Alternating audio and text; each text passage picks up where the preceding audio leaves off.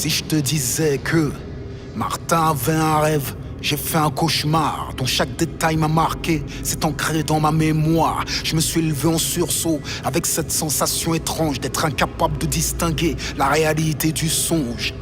2024, à peine 2 ans après que le petit Napoléon soit élu président. Son islamophobie n'est plus une rhétorique, c'est une façon de gouverner, c'est une politique. Censé grand remplacer le RN, les affaiblir et faire réélire Emmanuel. Il n'était qu'un pion, tout était prévu, du moins c'est ce qu'ils ont cru, mais il fut élu. Le pays est au bord de l'éclatement, les pauvres sont plus pauvres, les gilets jaunes sont rouges sang.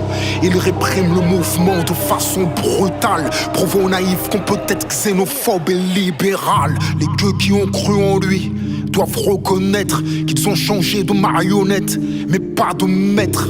Le petit Napoléon ne se rend plus dans les campagnes, mais il sait prendre soin des très riches qui ont financé sa campagne. Les rappeurs sont sur la paille, le petit Napoléon ne supporte pas cette musique de racaille.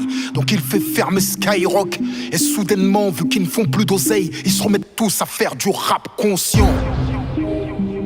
Arrive la jeune Mariam, qu'une nouvelle loi contraint d'être rebaptisée Marianne. Le cœur réchauffé de foi dans une France glaciale. Marianne a fait son choix, elle veut porter le voile. Ses parents s'y opposent, non pas par conviction, mais dans cette nouvelle France, quand on est musulman, il faut raser les murs, il faut se faire tout petit, ne pas montrer qu'on jeûne, ne jamais dire compris. Ce jour-là, Marianne revient de l'université. Son hijab bleu turquoise, elle a dû l'enlever à l'entrée, puis le remettre en sortant. Direction le stade, un moment d'évasion. Courir la rend moins maussade. Marianne explose tout sur 100 mètres. Sur cette distance en France, aucune fille ne lui tient tête. Mais dans la République du petit Napoléon, les sportifs comme Marianne se voient interdites de compétition. Marianne s'installe au fond du bus, sort de son sac un bouquin. Elle est censée descendre au terminus. Elle révise pour son examen. Mais le bus reste sur place. Marianne se demande ce qui se passe. Le cœur contaminé, le visage enlaidi. Le chauffeur fait du zèle, se retourne vers elle et lui dit: Madame, ici on est en France, vous devriez garder vos croyances dans la sphère privée. Si vous n'aimez pas nos mœurs, faites preuve de cohérence. Prenez vos babouches et vos claques, retournez vivre à Alger. Oui, c'est bien à vous que je m'adresse dans ce bus. Vous êtes la seule avec un bout de chiffon sur la tête. Soit vous enlevez votre voile, soit vous descendez. Moi je ne conduirai pas ce bus tant que vous y restez. Tels sont les mots qu'il lui jette à la figure. L'incompréhension et la peur la défigurent. Personne ne vole à son secours. À travers elle, c'est avec l'islam qu'ils veulent en découdre. La situation dégénère, vu que le bus ne bouge plus, les passagers sont sur les nerfs. Ils lui demandent de descendre, l'invective avec rage. Une femme qui se dit féministe lui crache en plein visage. Marianne se sent humiliée, perçoit des éclats de rire qu'elle ne pourra jamais oublier.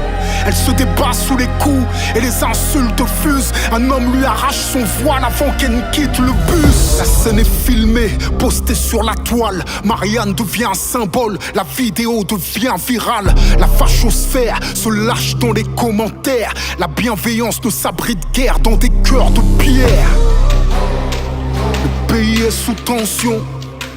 On attend la prochaine allocution du président de tous les Français, espérant que pour une fois il saura faire preuve de compassion. Pas un seul mot pour Marianne, rien. Il va plus loin et rend hommage au maréchal Pétain. Là, des millions de Français descendent dans les rues pour protester contre cette France qu'ils ne reconnaissent plus. Je me surprends à penser qu'on peut encore être différent et français. Les hypocrites comme Eric Nolot sont exclus de la manif, accusés d'être complices, racistes passifs. Le mouvement est pacifiste, mais perturbé par des pro-napoléonistes. En marge du cortège, ils agressent la Sana, qui fut contraint de changer de nom, rebaptisé François. François n'est pas un Français lambda, tout le pays connaît son visage. Car seulement quelques mois auparavant, au péril de sa vie, il avait sauvé Madame France d'un incendie. Pourtant Madame France ne se cachait pas de partager les mêmes idées que le petit Napoléon. Quand elle fut sauvée, Madame France fit son mea culpa, et les naïfs crurent de nouveau à la réconciliation. C'est la fin d'un symbole.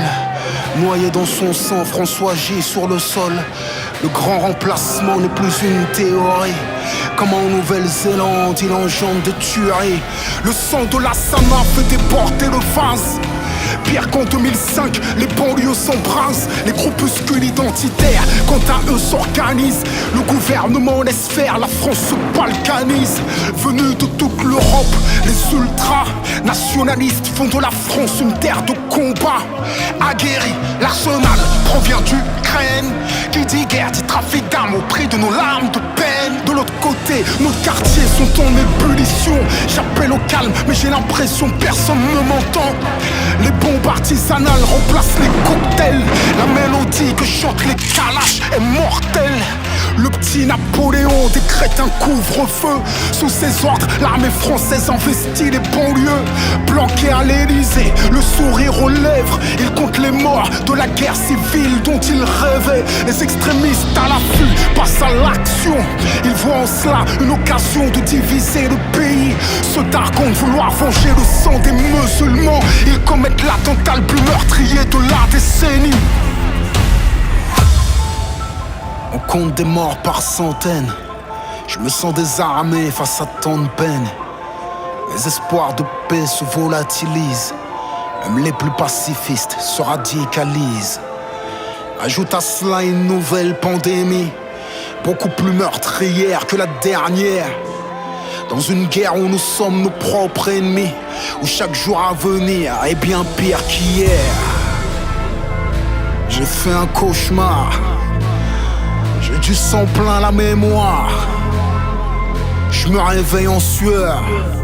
Est-ce que le monde réel est meilleur?